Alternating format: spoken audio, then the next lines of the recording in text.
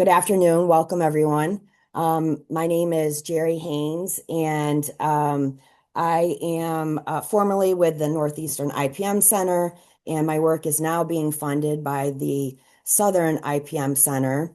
And this afternoon, we're bringing you a toolbox with Red Tomato, and it's Inside the Average American Brain, A Path to a Better IPM Communications with Kelsey Gosch, who is the Development and Program Manager, and Michael Rozyne, who is the founder of Red Tomato.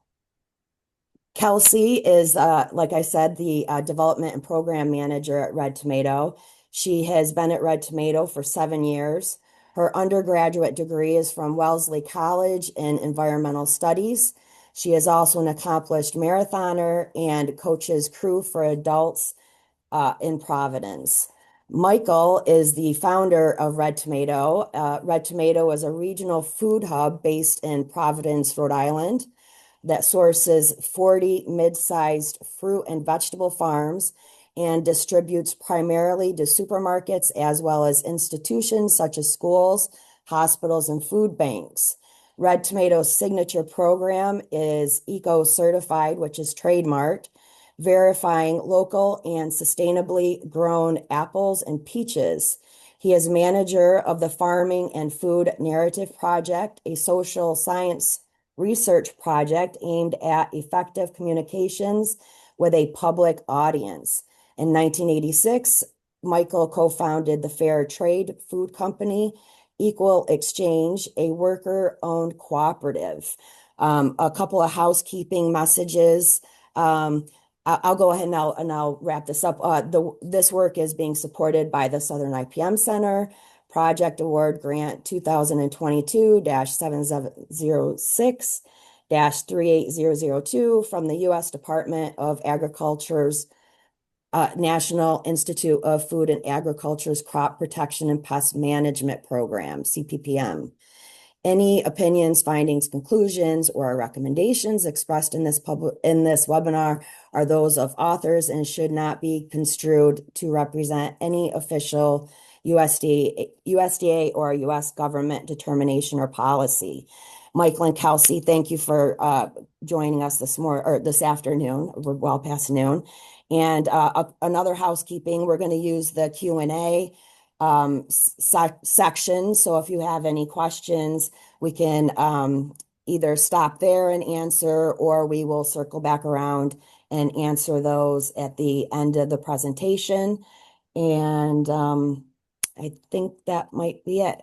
And I'll hand it off to you, Kelsey, or Michael, whoever was going first. Oh, and here's the poll. We have a couple of polls for you. Wonderful. Thanks, Jerry. I'm going to go ahead and share my screen. We all see that? Yep.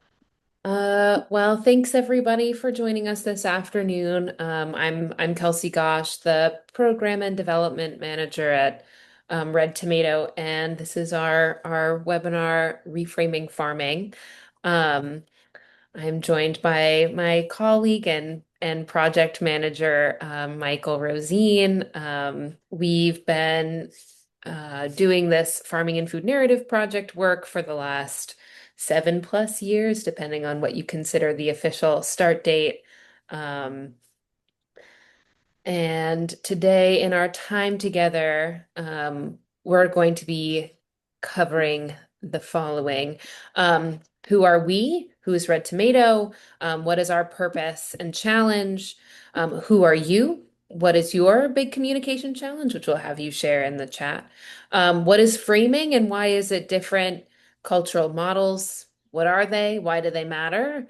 Our 5 recommendations. Then we'll turn it into some storytelling, theory and concepts and what that looks like at Red Tomato. And then we will turn it over for some Q&A and discussion. The purpose of these webinars for us are to add capacity for ag influencers and communicators to contribute to the broader conversation about sustainable farming and equipping you with communication and collaboration tools. So just to ground you in what drives us in giving these webinars. So, who are we? We are from Red Tomato. We are a nonprofit food hub founded back in 1997. And our mission is to ensure the viability of small and mid-sized local and regional farms. Our home base is in the Northeast, but we also extend beyond into the Southeast, the Midwest. Um, but again, at the root of all of this is farms stay in production, families can continue their livelihood and earn a livelihood through that business. We are a nonprofit, so 50% of our income comes through food distribution, and then the other half comes through philanthropy, and that philanthropic support funds the research that we do that continues to feed our food distribution work, like the resources that went into the Farming and Food Narrative Project. We are non-asset based, so we don't own our own warehouses and trucking. So we are a very collaborative food hub that's at the heart of what we do, and that extends into our grower network, our transportation partners, our communication partners. And we do this work on behalf of about now 50 small and mid-sized farms throughout the Eastern US. So on behalf of these growers, we aggregate, distribute, differentiate, and market their produce. The differentiation and marketing is huge. How do we tell the story of who grew that produce to the people who are eating it and understanding where it came from, why it matters, and why they should care beyond that produce about the farm, the farmer, and all the ways that that intersects with their lives in ways they may not see. And a key way that we do that is through our eco-certified program. This is a science-based certification that we conduct in partnership with the IPM Institute of North America. It is a certification that demonstrates these apples, stone fruit, and pears are sustainably grown given the region. Organic, which is often seen to be the gold standard in produce, it is nearly impossible to grow these tree fruit at scale for wholesale production and wholesale markets in the Northeast, where there is humidity and the disease and the pest pressures that come with it. So, what does sustainable and local look like in the same apple? Eco-certified. So it is really a means of differentiating sustainable and local production using advanced IPM, integrated pest management practices, as the base for the certification. And we found that this has been a real challenge to communicate with the public. Once upon a time, back in 1997, when Red Tomato was founded, I spent years explaining, or I should say, trying to explain eco-certified fruit by explaining what IPM is, let alone advanced integrated pest management. And I think there are a lot of ag educators in the audience, so you can appreciate this. And I felt like the best equipment I was armed with was the science and some really profound facts about how hard it is to grow these crops in the Northeast. Somewhere around 2014, in the midst of doing demos of apples in our customers, a light bulb went off in my head. And I really understood that this eco narrative, the way I was doing it, the way Red Tomato was doing it in print, beginning social media, but most important of all, face to face, it just wasn't effective. Wasn't effective enough, nor was it simple. It wasn't getting through, and therefore just wasn't helping the farmers in the way that we wanted to. And I look back on the early days starting Red Tomato when we were just working our butts off, like sometimes 12 to 15 hours a day, not unlike a farmer's schedule. But who knew? I certainly didn't, that explaining eco was going to be the most challenging part of my job. And I think when I settled down and looked in the mirror, it was pretty easy to say, we need help. And we had all these really great relationships with ag scientists at Cornell, at UMass, at U Connecticut, at Penn State. We were beginning to make relationship at Rutgers, and it felt like these ag experts are not the ones who are going to help us solve this problem. And so we needed a different kind of help. So remember, the time is around 2014. And it was really social scientists that we turned to.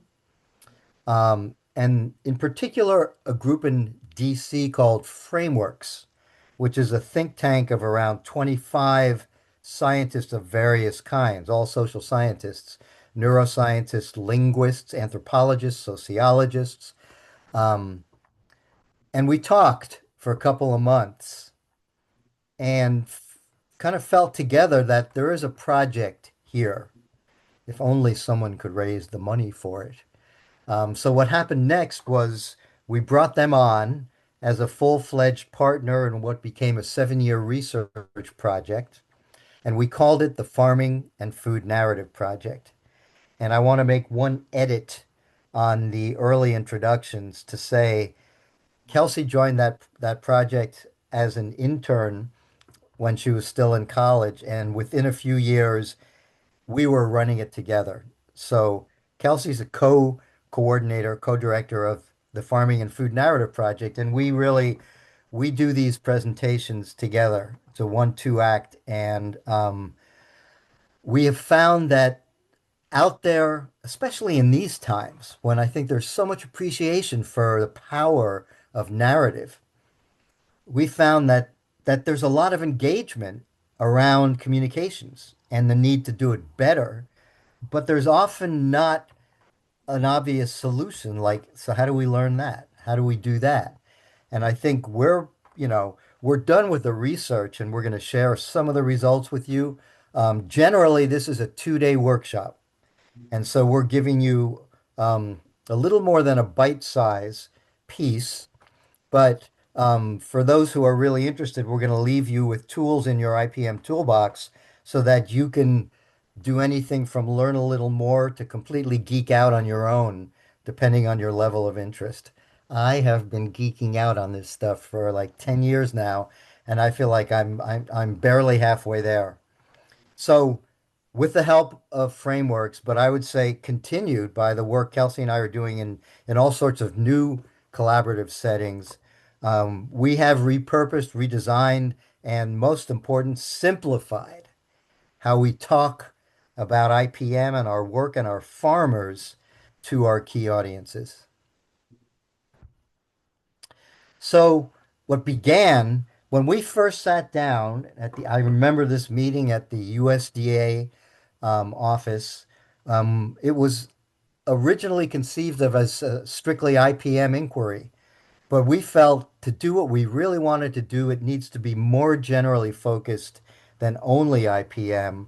We need to learn how to talk to regular folks about pretty complex stuff. So these are the ideas, not the results. But we wanted to talk to a public audience about how complex decision making and risk management are for farmers and point out it's kind of a duh, but it's not what people think about. Farms are businesses. They've got to make a profit or they're not there. And farms are so diverse in scale and practice by region. There are so many different ways. People always look for narrow definitions of things. What's sustainable? What's regenerative? But it's really the diversity of farms and the diversity of approaches. And not to mention farmer personalities, which factors in. And we wanted to make that point. And then we wanted to say that for farms to do things that benefit society and human health, they need to be paid. And a lot of time that point goes unacknowledged, definitely uncompensated. Kelsey. So with all of that, having heard our the start of our communication challenge and our eco certified conversations, descriptions, I would invite everybody to share in the chat, who are you? Where are you joining from? The organization you're joining on behalf of. And I'd really appreciate hearing what your communication challenge looks like. A message that you have trouble getting across, a narrative you're trying to undo, a strategy you haven't perfected. Would Kelsey, love, yes. I'm going to go ahead and share the pre-webinar results right now because that's answering some of the questions that you're asking. Are you guys able to see the results right now? Yes. Okay. So it looks like, most people joining this morning are with university and extension. We do have some farmers and government, sustainable farming to public audience, intermediate experience dealing with it, communicating with everyone. Which factor do we think most influences people, people's existing beliefs and experiences came out on top there. What do you find most challenging when communicating about IPM and sustainable farming? We had a couple of things running for the top here, addressing misconceptions, connecting information to audience values, keeping an audience engaged. All those really played a role. Explaining technical concepts all came out pretty big there. And which of the following best describes a mental model? And overwhelmingly, a person's existing beliefs, assumptions, and ways of understanding an issue. And Kelsey, I'll let you pick back up. Sorry to break in right there. Oh, that's great. And I also think it's great for, other folks who are listening in to know who they're listening with. So this is great. Thanks. And I'm also seeing some things come in the chat. Appreciate that too. Um, Great. Well, we all I see are running into some similar things, which is why we're all here. Um, so it's a good start. So we're going to kick off by talking about the fundamentals of framing. What is it? Framing is the choices that we make when in what we say and how we say it. When we're framing, we decide what we want to emphasize, how to explain something, which metaphors to use, which values to center, and even what to leave unsaid. And these choices matter. They affect how people hear us, what they understand, and how they act as a result. When we change the story and how we tell it, it changes the way people respond, how they interact with systems, and the decisions that they make. So framing choices are important. And just as an example, here is a framing example. You have to get surgery. Which procedure would you prefer? A procedure where 90% of patients survive or 10% of patients die? This is the same procedure, but this exact question was tested. And when the first bullet was presented to a test group, 84% chose to get the surgery. When the second bullet was tested, 10% of patients die after procedure B, 50% chose surgery and 50% chose an alternative. So even though this is the same probability, this is the same procedure, the way it was framed, right, was really catering to a loss aversion frame. And so it really impacted how people made decisions. And the other thing to note here is that physicians or experts in this field were just as susceptible to the framing effects as folks who are not involved in the industry. So this is just to say that even experts ourselves, right, when we talk about farming and agriculture, we too can be susceptible to framing decisions and framing of communications. And even though we have a little more experience, we have a little more information to navigate what these mean, we still can be susceptible. Another version of framing, you need to buy some gas. Which station would you prefer? Paying a 5% discount for paying cash or a 5% penalty for paying card? Essentially, these are the same thing, right? But our loss aversion, our risk aversion can impact how we make a decision to engage, to purchase, etc. So, what does that look like in farming and agriculture? When we kicked off this project, the first phase was understanding what does the public actually think? Um, and then we get into how they actually think about these things and what's underpinning these gaps. But for example, experts in the field view farming as complex expert practices versus the public thinks of farming as hard, risky, but simple labor. Another example, pesticides, whether you're talking about synthetic or organic, whether you're talking about any other kind of input, right? This isn't just limited to pesticides, insecticides, fungicides. Experts see these as necessary tools, whereas the public thinks these are never acceptable. Um, when we think about sustainability, experts think of this as a core concept versus the public. This is a missing concept entirely. It is a gap in how they think about farming.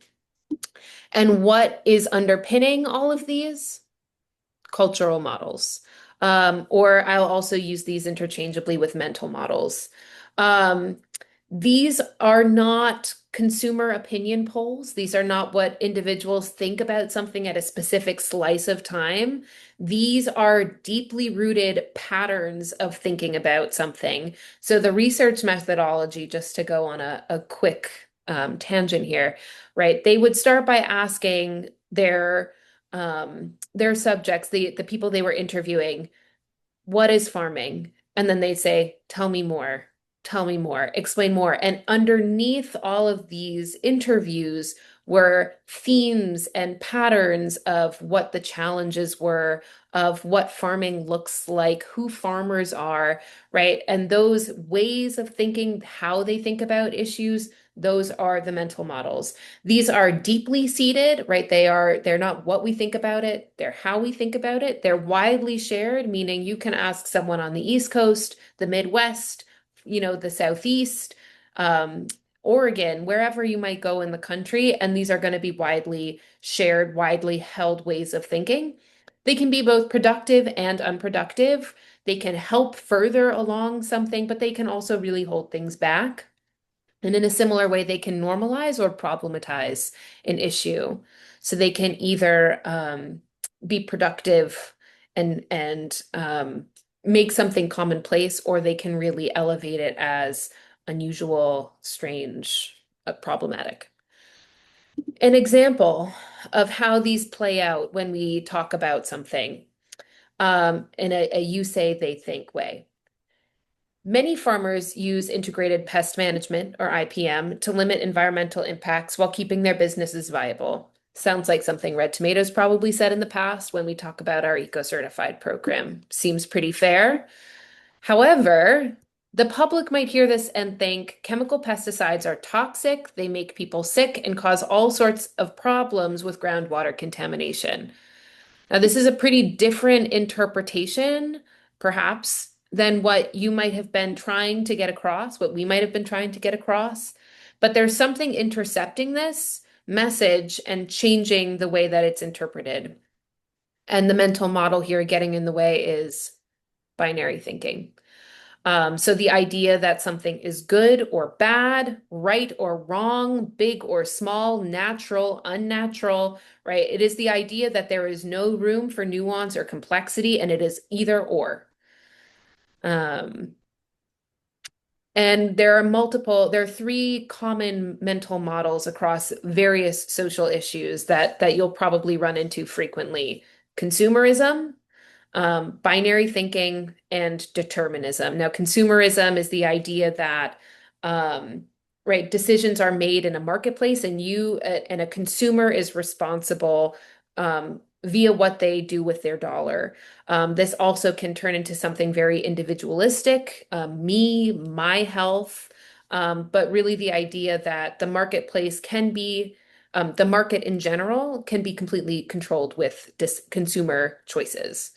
binary thinking, which we just covered, the idea of right, wrong, good, bad, either or. It is one or the other, and there is no nuance. And then determinism, the idea that we are heading down a path, we are set down this path, and there is no shifting course.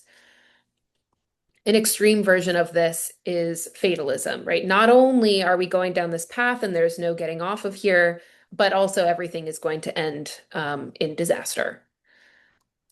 So when you're trying to navigate these conversations and build public understanding of farming, but also any concept, what doesn't work? More data. If we just give people the right evidence, the right statistics, the right graphs, more of all of these things, they should be able to come up with a an understanding that's in alignment with the field. That is not true, unfortunately, as many researchers, myself included, might be sad to hear. Unfortunately, most of the time you give people more data, they will use it to reinforce what they already believe about a topic. Upping the ante, right? If we can just communicate the urgency, the timeliness, we have to act now to do something about this. The challenge is this is happening across every single sector, right? Healthcare, housing, the economy. And so this can lead to a sense of fatalism, that other mental model that we mentioned, and thus burnout, right? I'm so overwhelmed by the things that are happening around me. It's getting bad to going from bad to worse everywhere, and what I do doesn't matter. Myth busting, the idea that if we can present the myth that people believe next to the truth, we can change minds. However, there was a research study done by the CDC that gave people a myth and fact sheet, and not only did many people misremember myths as facts, it got worse over time. So when you followed up with people later, more people remembered the myths to be true, and they attributed the myths as facts to the CDC. So just keeping in mind, if you want someone to not think about something or forget about something, don't keep bringing it up. And then the idea of news you can use, right? If you can do your part by going to the farmer's market, people will think, all right, check box, I've done my part, and now I can step back and disengage, rather than thinking of farming and agriculture as something that they need to continuously engage in and be a part of, and as central to what they do on a day-to-day. And we talk more about all of these things as we'll mention later in some of the other resources that we provide. What does work when you want to build public understanding? Strategic framing. If you can anticipate the way the public thinks about something, you can make framing decisions accordingly. And then you can share, as we're doing, share the strategy, the reframing strategies widely with other practitioners so that we can all be speaking in the same direction. Even if all of our messages aren't the same, that's okay. We're all building the public understanding so that we can lead to a more productive discourse that drives larger scale decision making. Some examples of framing choices, the examples you use, the values you tap into. Again, being strategic with your numbers. It's not a matter of volume and the quantity of data and numbers you give, but the poignancy and the emphasis. There's a very strategic way of using data, who your messengers are. An example I like to lift up here is the Alliance for Food and Farming. They have an initiative to promote the consumption of fresh fruits and vegetables. And the Dirty Dozen list that's put out frequently has an unintended a consequence of dissuading people from eating fresh fruits and vegetables because they become scared of pesticide residue. So the Alliance for Food and Farming has put dietitians as their messengers to builds the trust with the people growing their food, that they're growing produce that's healthy for them and actually good for their health and their family's health. And then the other one I just like to uplift is metaphor, because we will talk about one later. So, like I said, if we change the way that we as practitioners and experts talk about farming and agriculture, we can change the public discourse about it. And if we change the broader thinking, how people think about farming, we can change how they make decisions and larger scale practices and policies. And again, it's not that we have to all be saying the same exact thing. These are not silver bullets. These are not talking points. This is a strategy for how we communicate as a sector to build public support in a way that coordinates and amplifies those core concepts that we grounded all of this work in, that Michael talked about. Farming is a business. It's complex.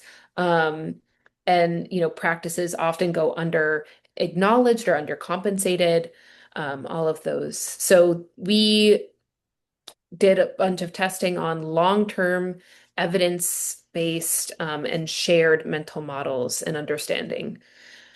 Now, it is really busy inside of the brain of the public. And so when we had that conversation with customers about what eco-certified was, we often thought about it as giving information to not a blank slate, but at least to an open mind, right? When the reality is, it is really busy inside people's brains. And when we realized that eco-certified wasn't landing the way we wanted it to, it's because all of these mental models existed in people's head. It's a swamp, and it's not easy to navigate this when you don't have the research and when you don't have this information. So we partnered with the Farming and Food Narrative Project, or with Frameworks Institute, as the Farming and Food Narrative Project out of DC, to understand all of these cultural models. Multiple can exist. They can even conflict in people's brains, like these two right here. The idea that farming was better back in the day, technology is scary, but also there's this conflicting mental model that innovation can really improve farming. So just to say that people hold multiple ways of thinking in their head, and how you frame something can leverage or activate different mental models. So threading these needles and strategically framing can be really big in terms of how it lands. So the key cultural models that came out of our work, again, consumerism, binary thinking, and determinism. The other ones were good food is healthy food, right? If it is good, it means it's healthy for me. This also taps into that means of individualistic thinking. The idea that natural is always better than home or human made, which also ties into that means the binary thinking mental model, the idea that there is natural and there is unnatural, good and bad, right? Conventional versus organic. We just talked about the threat of modernity a little bit, the idea that the future is scary. Again, you'll see a lot of overlap between these cultural models, and there's a reason for that, right? They often are threaded together in many ways. So if technology is scary, technology being human made, the idea that farming is hard labor but simple work. It is formulaic, it comes down to a love of the land, but it's not necessarily complex. Then there are some productive ones to tap into. The idea of scientific control, innovation can be really big and important in terms of what comes next in the sector. The idea that fairness matters, right? This is a widely held value throughout the in society, and the idea that farms are essential. And the reason why that one is extra important is because we don't have to spend time convincing people that they need to care about farms. They already believe it, so it can be a really good starting point and leverage point. Now, as IPM practitioners, these are some key ones to really hold in your brain as you craft your messages. How are we activating or sidestepping the idea that um, natural is better than human made, right? This is a tricky one that no inputs are better than, pest management, the good versus bad, consumerism, myself, my health, individualistic, and the idea that technology can be scary. So these are just some ones to watch out for, specifically when it comes to IPM. Over to you, Michael. Yeah. Take a breath there, Kelsey Gosch. All right. Um, so the thing about these recommendations is that, when you read them, they're not exactly like duh, but this is the work of simplifying. This is after years of debates about possibilities and interpreting a huge volume of data from audiences, and to simplify a forward path for the likes of us, people who are ag educators of various kinds. So, um, I'm going to pose this as kind of an advertisement to you. Think of these as like Super Bowl ads to try to get your interest, to read on, because when we're doing the workshops, we actually spend hours on each one, not understanding what it means, but rather how you can put it into action. So the first one, um, I wouldn't say it's a duh, and it's the more you work with it, it's kind of interesting, but it's the basis of start with farming, not food, is because it's one of those framing choices. The first thing you say, in some ways, sets a stage. And because we are so consumerist in our relationship to food, if we talk about food first, we're on the path of what should I buy? What's healthy for me? How can I avoid this or that? And farming, it's like Kelsey said, there's also a model that people like farming. Farmers in this day of great skepticism, people, but the fact is that you are trying to, in some ways, control the conversation to hold someone's attention. So that's what's behind that. Make the story about interconnection is the place where we kind of introduce the not obvious. The farmers are in relationship with their communities, their farm workers, and you, the shopper or consumer, whatever.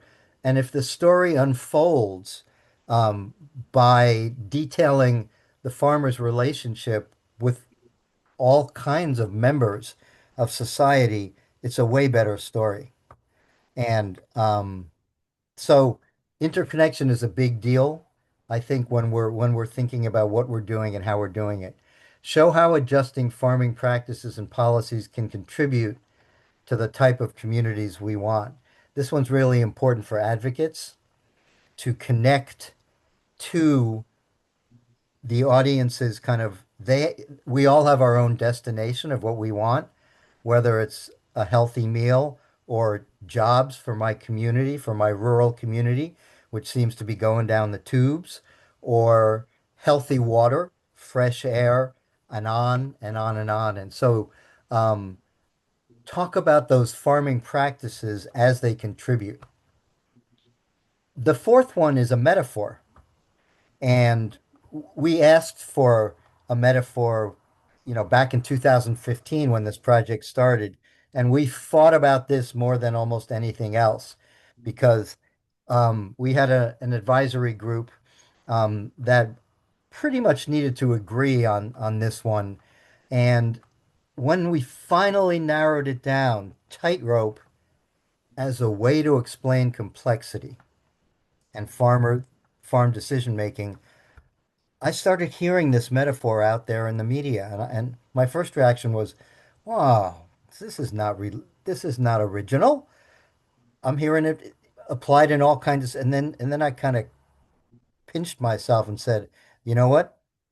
The fact that it's out there and it's being used all the time is exactly the reason that it's an effective metaphor.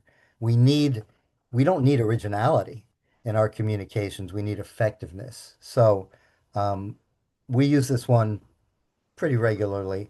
And then the last one really applies to this group, applies to all of us in the world of IPM. There are, I think everybody knows there are so many great IPM stories.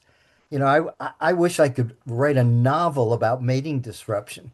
I wish I like knew how to do that. I mean, some of the coolest practices in IPM, when you're a scientist looking at them and you understand how long it took to invent those or discover those, you know that they're really kind of magic. But the trick is, how do you tell a good science-rich story? Um, and so that's one of the recommendations, and there are tools in our toolbooks that give you some ideas. And our experience is that when we share those ideas with scientists, they usually have a better idea and or a better idea for themselves. But it sparks really great conversations because there are numerous ways to do it, but there are also numerous ways to step in dog do when you're doing this and really kind of lose people's attention. And I'm looking at the questions over in the chat box, and I think that relates to that. But I want to leave it there and say if this is interesting to you, there's a lot of backup reading and worksheets that we use, and they may not hand you exactly what you want, but they will stimulate, I think, questions and answers that you can pretty much then practice and get your own answers. So for Red Tomato, this project has sent us in a new direction. It's not only this project, it's also the state of the economy, where we have found that as supermarkets and retailers concentrate, they get harder and harder to work with, especially for small and mid-sized growers. And we have kind of reached a point, I would say this transition became ever more important to us starting around the time of COVID. And we really had to say to ourselves, where where are we going? We have built Red Tomato in relationship with large chains, and we started off having surprisingly great relationships with buyers in a lot of large chains. But as they've been acquired, as they've merged, as they've grown, and as they've been captured by digital technology, we find more and more that our options for communicating inside of those stores are dwindling. And it's not that their interest in local is dwindling. I think their customers are demanding it, but their ability to work with the likes of us and with small and mid-sized farmers directly is dwindling. And so we have rewritten our marketing plan to focus on what we call markets of the middle, which is really an outgrowth of the Ag of the Middle project, which I bet many of you are familiar with. You can Google Ag of the Middle, which is refers to a national network of social scientists, many of them rural sociologists, whose life's research and work is focused on the well-being of middle-sized growers who they say these are the ones we're losing. So what brings us to storytelling is that we feel in this new twist, in this pivot toward markets of the middle, who are independent, smaller chains, where we believe we can actually still have something that's worthy of the word relationships. And we feel like there are three criteria that help us choose a particular market in the middle. One is their commitment to local. That's pretty easy to find in many retailers. Two is their commitment to eco-certified, our program here. And that in some ways parallels their commitment and interest or what they perceive their customers' interest in sustainability is. And the third one, just as important or more is collaborative marketing. So that whatever work we do in the area of communications, we feel like we have a channel and a way to get it to their customers. So why, I bet you that storytelling is something you bump into quite a bit in your work, in your own desires. It's kind of happening big time right now out there in the nonprofit world. So the reason I think for that is pretty simple. Um, it's not as simple as like, or it's not because everybody loves a story. It's because stories work at capturing and holding attention. They work demonstratedly better than even the most compelling facts or anecdotes do. So, what's a story? Um, we're not talking here about ag educators beginning to rewrite the next Anna Karenina. We are we're talking about communication in so many different ways, and I've searched high and low to find the simplest possible explanation of what makes a story. And it comes down to this at the simplest level. A story makes you feel something, and it leaves you wanting to know what comes next. So we differentiate between experiencing something on the kind of the right side of the brain or feeling something versus knowing something. A story escalates, it builds, it evolves. By the end of it, something's changed. And a good story is sticky, sticky in your brain. So here's an example of why this is ever more important and why we're hearing so much about stories now. Okay, I was hearing this a whole lot like 10 years ago. I would have colleagues who were repeating this kind of like, whoa, that makes sense. Data is the new oil, right? In the 20th century, the biggest companies had something to do with fossil fuels, whether they were automobile producers or oil sellers or whatever. Today, the largest companies, as we know, think about all the IPOs that are about to be launched or have been launched. They're technology giants, or they're financial companies. And they're really, in the words of some analysts, they're attention companies. So rather than thinking of us living in the age of data and information, I think this is way more to the point.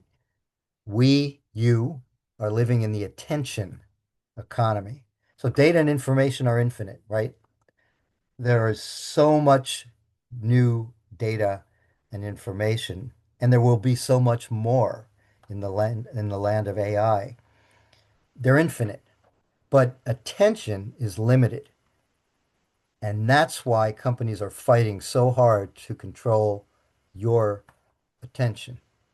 And so the question for the likes of us in an age and in an economy where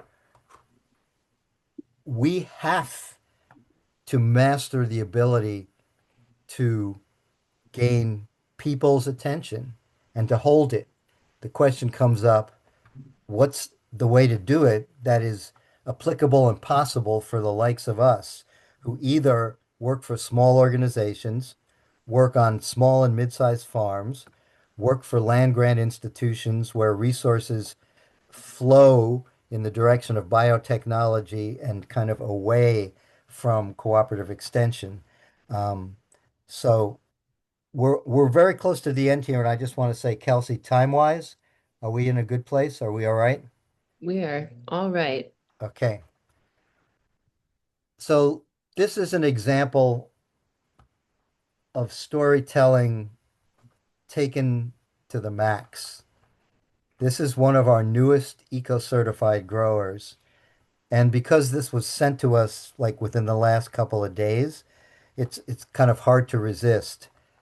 I don't put this out there. Well, let me show it to you, and then we can talk about whether it really is a model of what we're talking about or not. So have a look. We're only going to show you a minute and a half of this. We were told this area is shifting. It's now emerging as wine country. But long before the vineyards, there was an orchard, setting its first fruit trees, with no guarantees of the outcome. A farm that would defy all odds and make it to the 1%. But there was still a lot to uncover. Like, how has a farm learned to utilize its hills? Or why is their fleet of 50-year-old tractors keeping them efficient? And how is a man empowering the idea of the American dream? By giving his employees a shot at a better life. This is what we need to learn, and why we have come to Alto Pass and a place called Rendleman Orchards.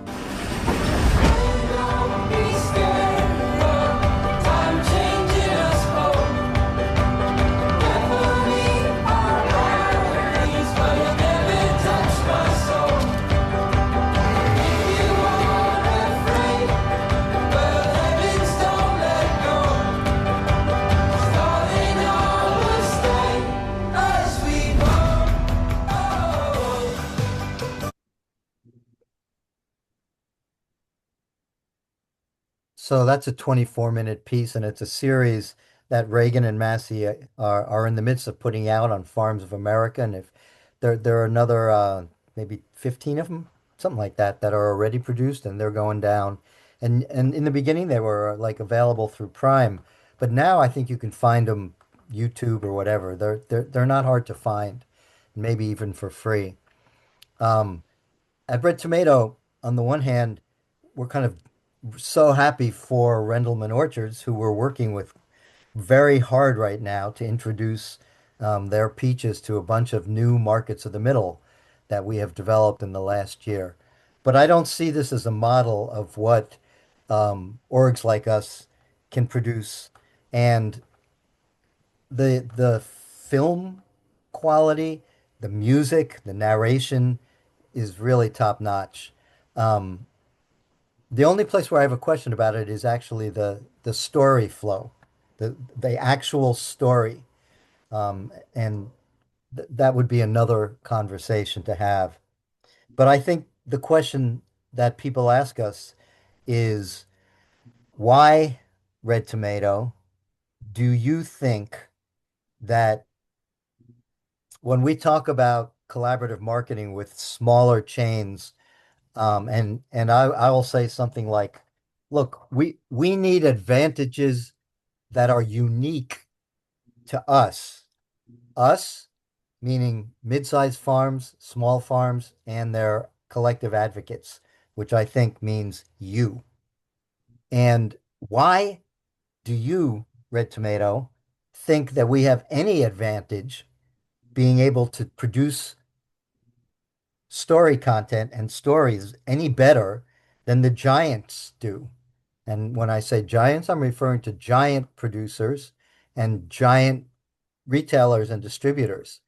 Um, because when we see their versions of something, we kind of feel like, is that for real? Is this greenwashing? And I feel like, well, I think what we've got, first of all, the answer, I mean, I said that there are three things that define a market or the middle for us. Their commitment to local. So the giants who generally are producing on the West Coast and in Florida and maybe Texas, they're not going to be local to our markets. Two, eco-certified after 25 years remains a unique certification. There have been other efforts at it, and they're not around. And I'm not saying, I mean, we're very small, but I think the point is through our persistence and our partnerships with ag scientists, we've been able to hold on to something and keep improving it. And the more we improve it, the higher the barrier to entry is. And the third here is communications. And I feel like we can relate to marketing managers at these markets in the middle. We can call them, they answer the phone, we can work through problems, and we can talk about how do we reach your shoppers. We can't do that with the giant chains anymore.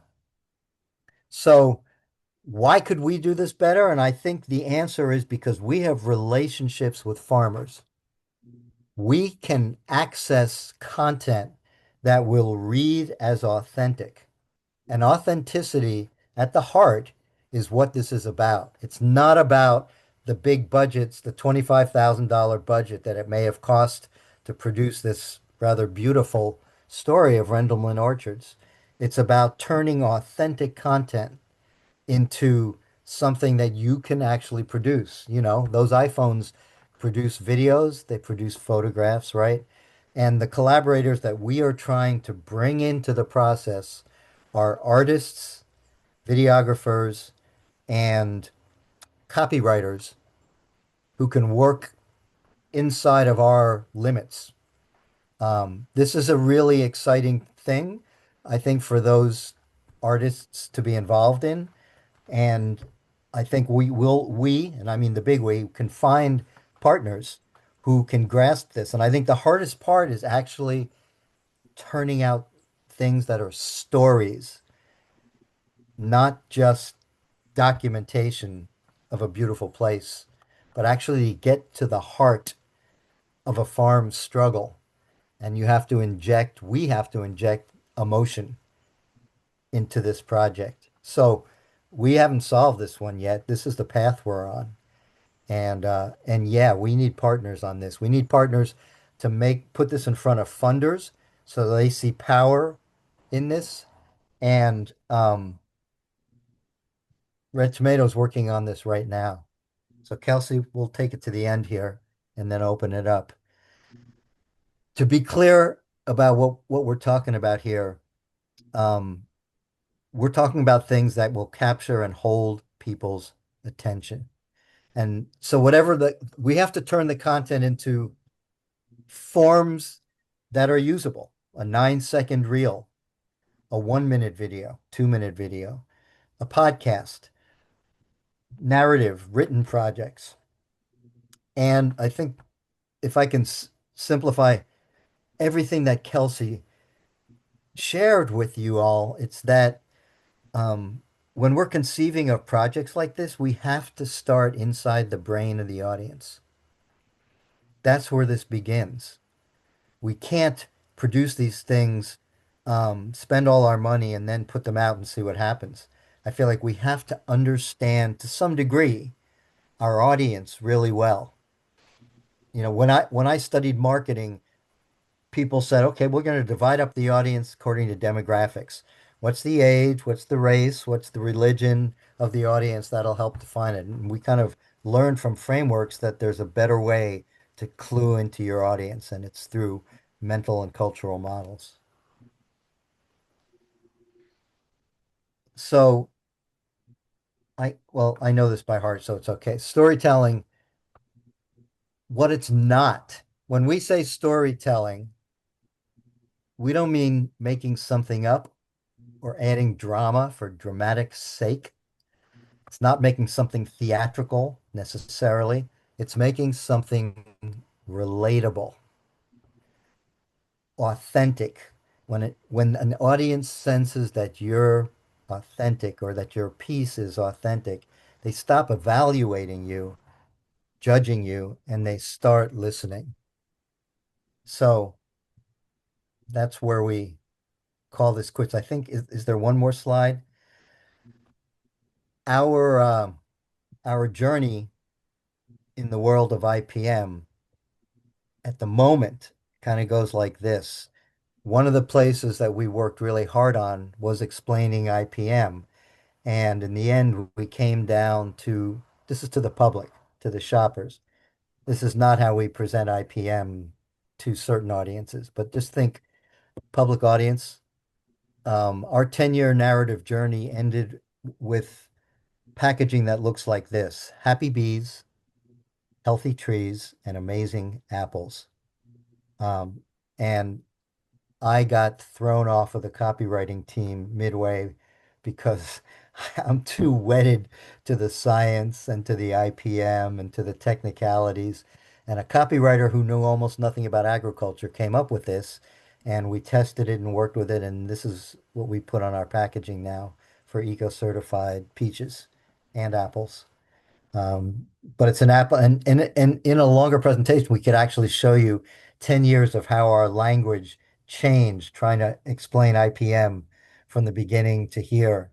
But so far, this resonates with buyers. And for this particular piece, that was a important audience. So Kelsey, I think we done.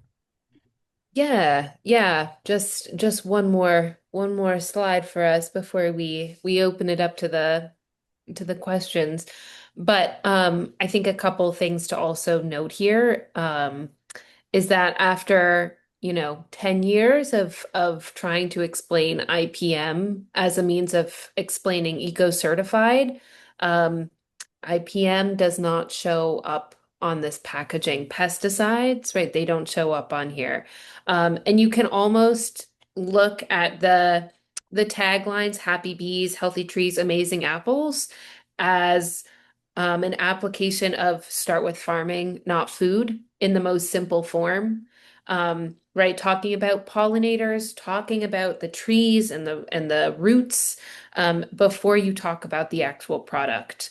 Um, and again, it's just opening up the nuance of how it is farmed before people are thinking about what does this mean for me. So it's a good entry point for talking about farming practices and production practices while building understanding with consumers, customers. Um, all of the information regarding the Farming and Food Narrative Project is available on our website. We offer a lot of different tools and resources on there.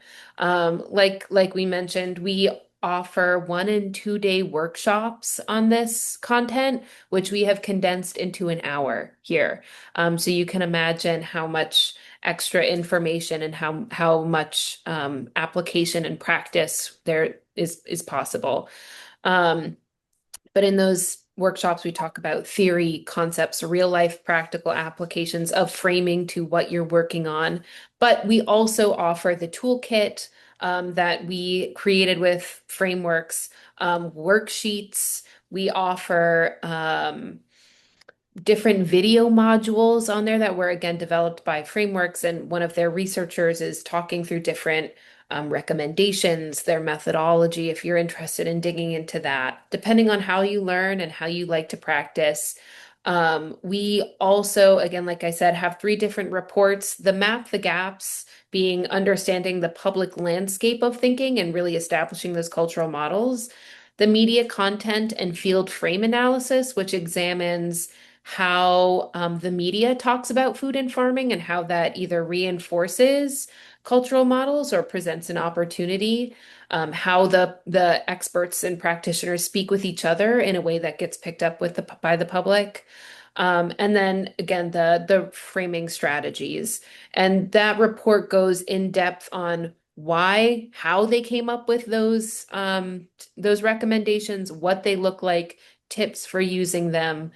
So I would really encourage people to explore. The link is on the website, but we are also available to chat at any time about the project and narrative and framing and storytelling.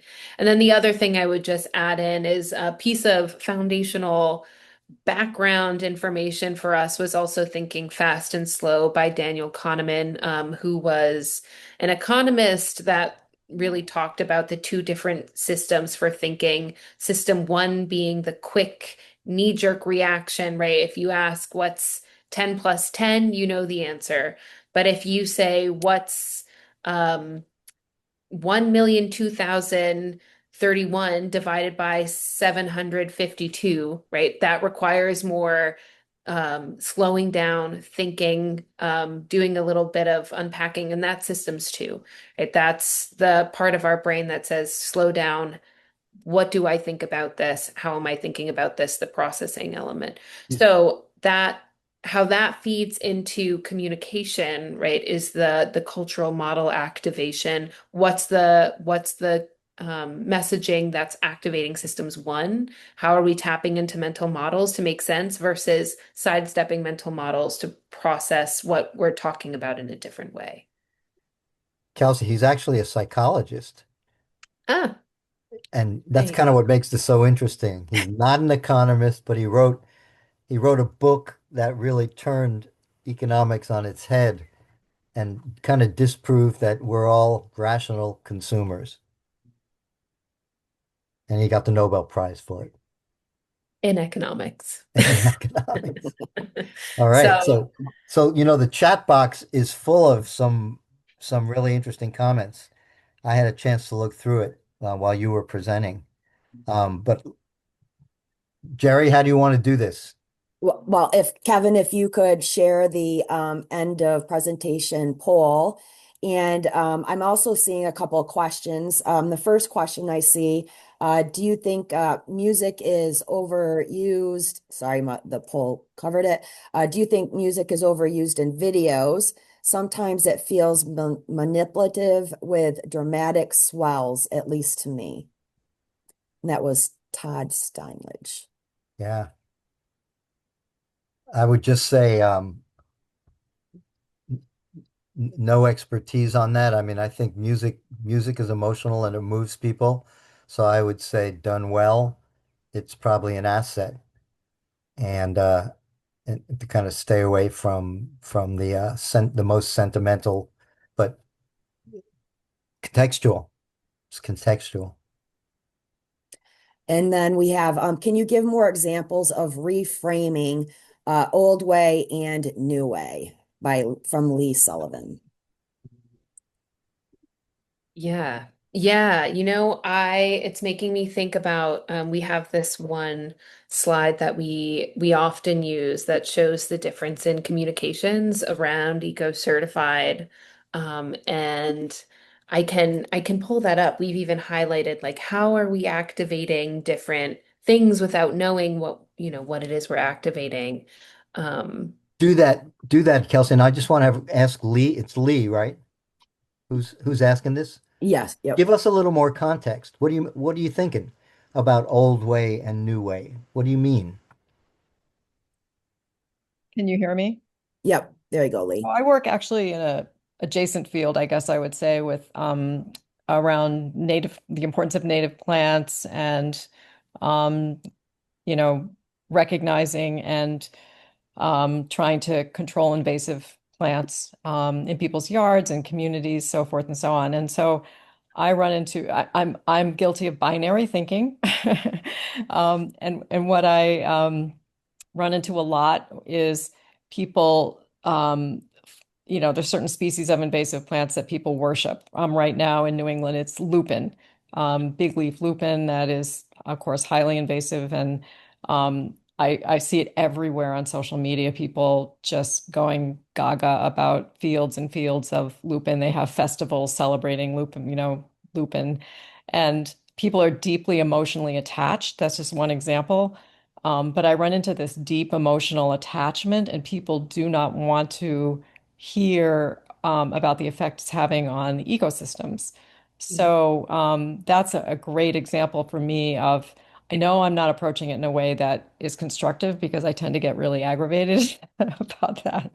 So again, not exactly agriculture, but Mm. that's why I'm taking this webinar is because I run into that a lot, and I know that I need some help with how to frame things that get at that deep emotional attachment and seeming unwillingness of people to want to even entertain the fact that their beloved lupin or rugosa roses or whatever it is actually something they might not be want to be worshiping. So anyway, I'll that's about it for me. In all of our most difficult conversations, I feel like we have to establish rapport before turning to the bad news. Um, so Kelsey, I don't know what you're thinking, but I would say that and someone else referred to this. Dan Wickstead very much focuses in the chat on um, different kinds of presentations, whether it's in a large room with a lot of people or whether it's one-on-one, or he didn't really talk about the web, but I imagine social media is in there too. And how do you establish rapport? And I feel like I think listening comes first in my experience, and asking questions maybe second, and then having a really good, juicy, detailed story that introduces the bad news or the other side of the picture, and kind of say, did you know that that there's another side to this? And but not telling someone that the thing you love sucks or that the thing you love is destructive, but rather telling it as a story of something that happened and places where lupin or rugosa roses have actually caused environmental harm, and just acknowledging that it's a real conundrum, isn't it? Because I think when you meet someone with that level of passion, you can't bring them somewhere else very quickly. And so building their trust in you as a source might be a more effective goal than re-educating them on the spot. I was also thinking about again the um one of the recommendations is telling science-rich stories. And that really taps into Americans' love of ingenuity and innovation, and invention. And I think that structuring a science-rich story, there's a formula to it. And while Frameworks gets cute about it and calls it the four B's, I mean, it's really right, like laying context rather than diving right into, well, let me tell you why. Um, you're wrong, which again, Red Tomato has been guilty of with our explaining of eco-certified. When people say, "Oh, is this organic?" and we say, "Well, let me tell you why it's not." Right? It's let me tell you about the background of this. Let me tell you about the context. And then the biology behind it, right? Telling the science and really bringing them in there. The challenge or the barrier, and then what comes next, right? And then what do they do? How do they need to engage differently because of it? But there's kind of a formula to building the trust through the story, especially when you're about to tell somebody might not be what you think it is. Um, and I found that slide with the change in our communication messaging here. So just to highlight a couple of things, this is perhaps a little different from what you were asking, Lee, but in case it's interesting for folks, right? You can look at our 2013 communication. It was previously called Eco Apple, before it was Eco Certified, where we talk about eco fruit right off the bat, and we name integrated pest management, least toxic, natural, right? Like all these mental models we are activating before we know what they are, right? But we think, oh, these are things people care about, but really it's activating the consumerism, the natural is better than human made, even though that's actively what um, we're trying to steer away from. We're trying to say this is more complex, um, than what you might understand it to be. And that, but it's definitely reinforcing some of those unproductive mental models. So you can tell why we might have been having some challenges, right? Getting people to understand what it was. Then in 2017, after we had launched this project, we start to learn a little more. We talk about it as rigorous ecology-based farming. That's a little more productive than least toxic and natural. But we also talk about responsible growing practices, which could tap into and activate this mental model of binary thinking, right? Responsible, irresponsible, good, bad. Um, And then I also have a disclaimer at the bottom of these where they're showing up press releases or packaging. So we're doing a lot in a little bit of space. And where we landed in 2004, happy bees, healthy trees, amazing fruit. Again, the putting the practices before farming before food, even in a really simple short amount of time. You'll notice that it wasn't eco fruit or eco apple, it's now eco certified. And then we talk about the specific practices. We explain the nuance rather um, than leaving it to the imagination of what ecology-based farming is. We talk about protecting bees, ensuring thriving orchards, and balancing vital ecosystems, which is again almost tapping into this complexity around what is sustainable, talking about interconnection between thriving orchards, whether it's economically or environmentally. So just some examples here. But Jerry, I'm seeing some inquiries in the chat that look interesting, but I'm wondering, are you sitting on any questions?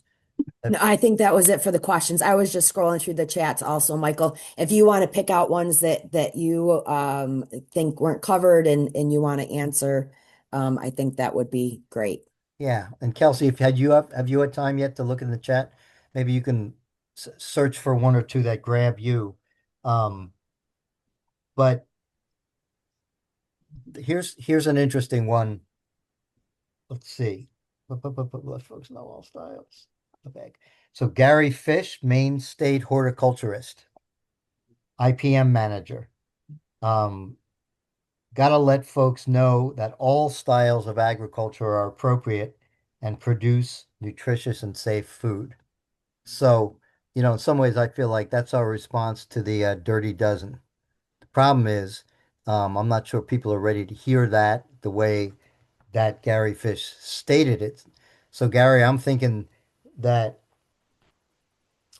this is where knowing mental models really comes in. And I feel like this is where it would be so helpful to know the predisposition and what that person's thinking um, before you even attempt to start that conversation. So I feel like listening and leading with questions just is a really safe way to establish rapport and a conversation. I mean, I think sometimes now I'm kind of thinking one-on-one, Gary, not like you're in front of a group of 50 people, because then you can't really do that. Well, actually, you can by show of hands and stuff like that and kind of get a sense of just who your audience is.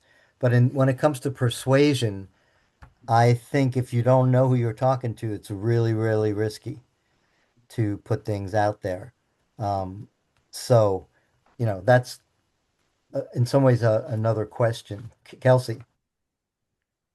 I'm just looking at a couple of things in the chat. The is this organic? Answering that question in a concise way.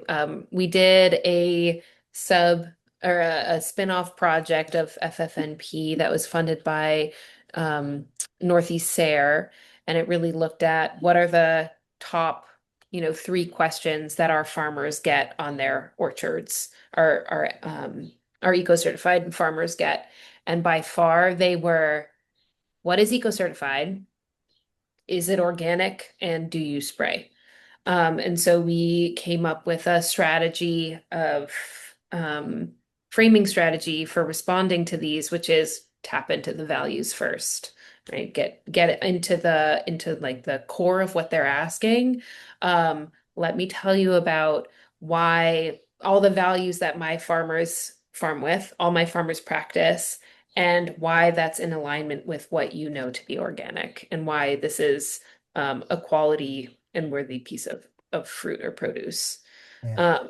And I'd be happy to talk about that more offline, but just wanted to put that in there. And Um, we developed a 30-minute training for retail produce handlers around those three questions. We only spend like 13 or 14 minutes talking, and then we put them on the spot, getting them to practice those answers.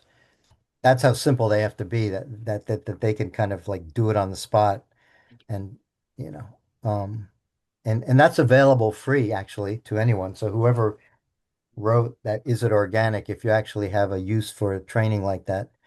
That's something Red Tomato can do.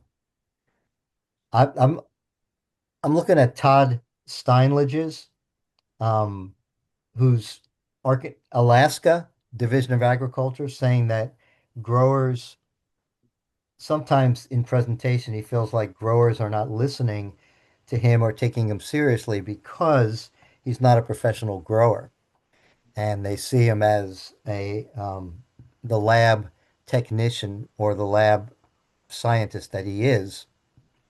So what do you do in that situation to get to farmers? And I think this is where stories have to take the place. I mean, they're looking for credibility, not a bureaucrat or not a, you know, not someone who's institutional, because institutions are losing ground in terms of public trust and respect these days. But Todd, I'm wondering, do you work closely with any growers in your day to day?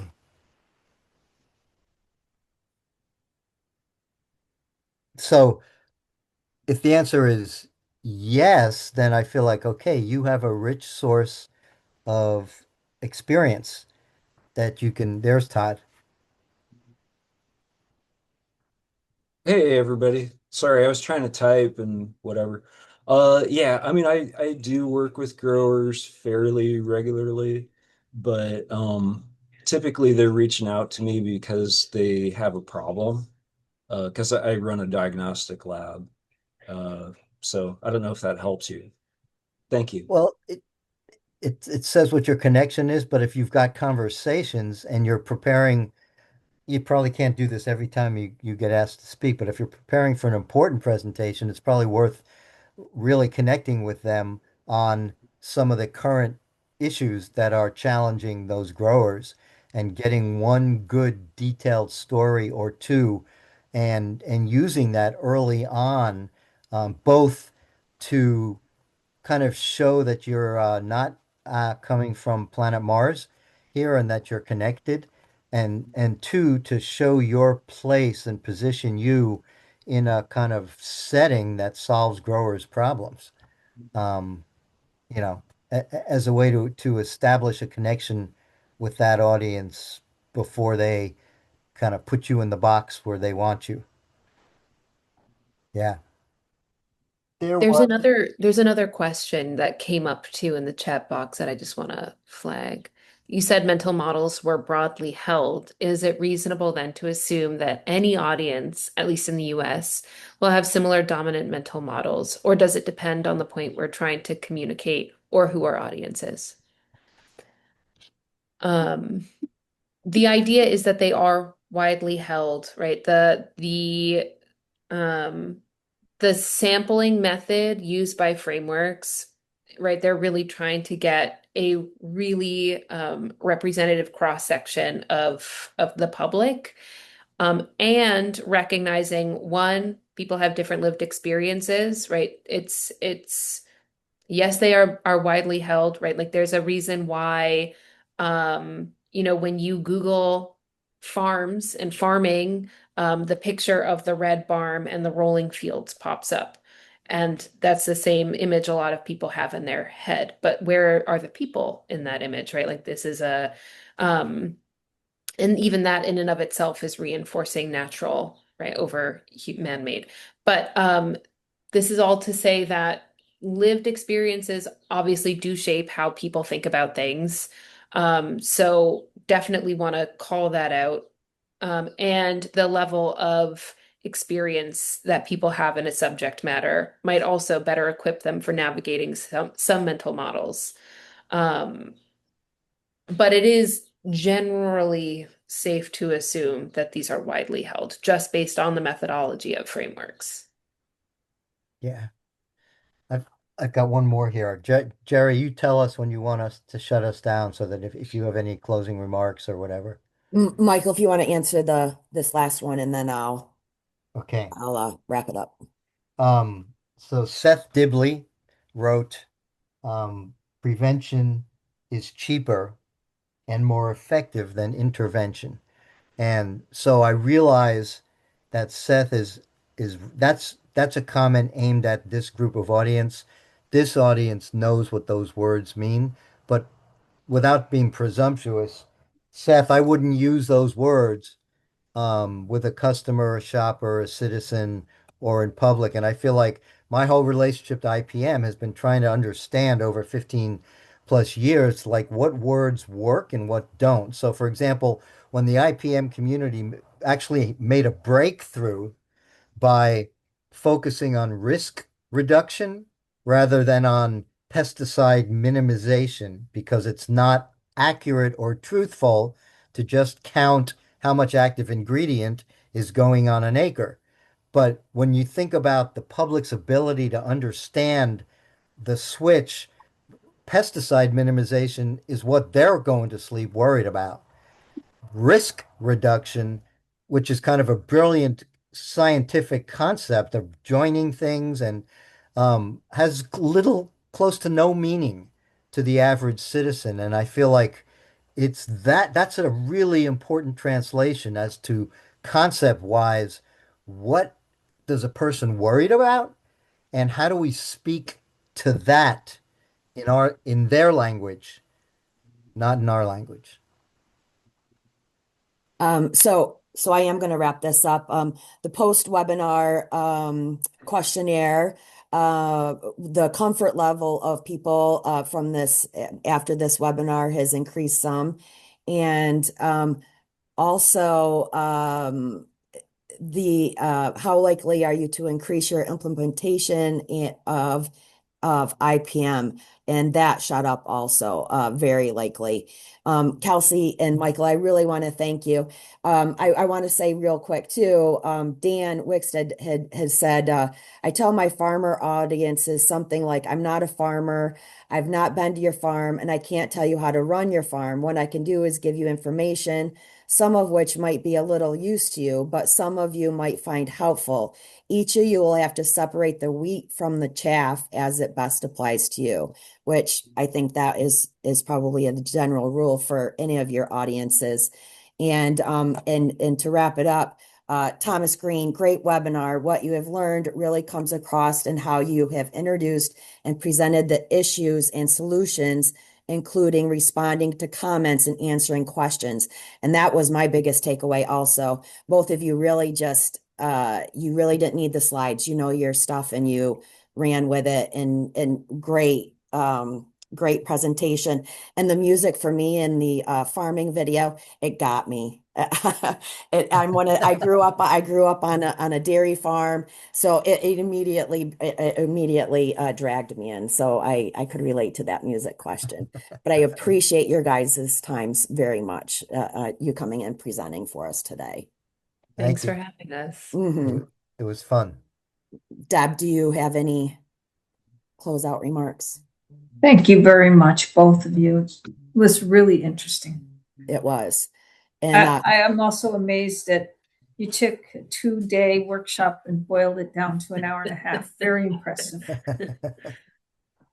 I'm going to push a bunch of this back out into the roundup so people will be able to get those links and stuff. So again, appreciate your guys' time. Deb, Kevin, thank you for your help today. And everyone have a great afternoon. Thank you. Thank you. So long. Bye-bye.